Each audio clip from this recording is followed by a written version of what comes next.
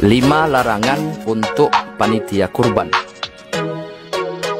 Assalamualaikum warahmatullahi wabarakatuh.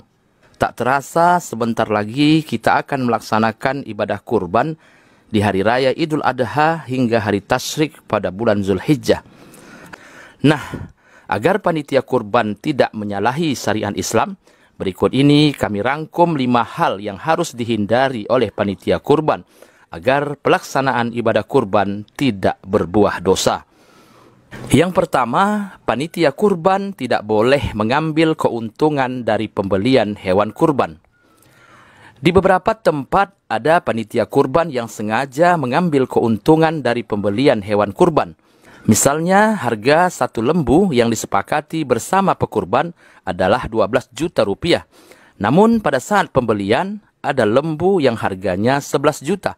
Sehingga bersisa 1 juta rupiah. Tapi panitia tidak mengembalikan sisa tersebut kepada pekurban, melainkan dia ambil sendiri atau dia bagi-bagi dengan panitia lainnya. Tindakan semacam ini adalah perbuatan haram. Hal ini seakan-akan panitia adalah seorang pedagang yang sedang mengambil keuntungan. Padahal di antara prinsip dalam transaksi jual-beli bahwa seseorang tidak diperbolehkan menjual barang yang tidak dia miliki, kecuali jika dia mendapatkan izin dari pemiliknya. Yang kedua, panitia kurban tidak boleh mengambil upah berupa daging hewan kurban. Ali bin Abi Thalib radhiyallahu anhu ada menyebutkan bahwa Rasulullah sallallahu alaihi wasallam memerintahkanku untuk mengurusi unta-unta kurban beliau. Aku mensedekahkan daging, kulit dan jilalnya, yaitu kulit yang ditaruh pada punggung unta untuk melindungi dari dingin. Aku tidak memberikan sesuatu pun dari hasil sembelihan kurban kepada tukang jagal. Beliau bersabda, kami akan memberikan upah kepada tukang jagal dari uang kami sendiri.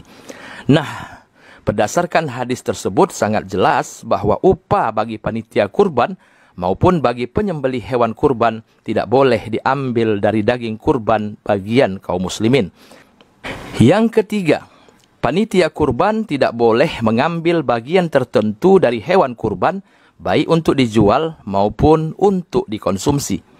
Dari Abu Hurairah radhiyallahu anhu, Nabi sallallahu alaihi wasallam bersabda, "Man ba'a jilda udhiyatihi fala udhiyatalah."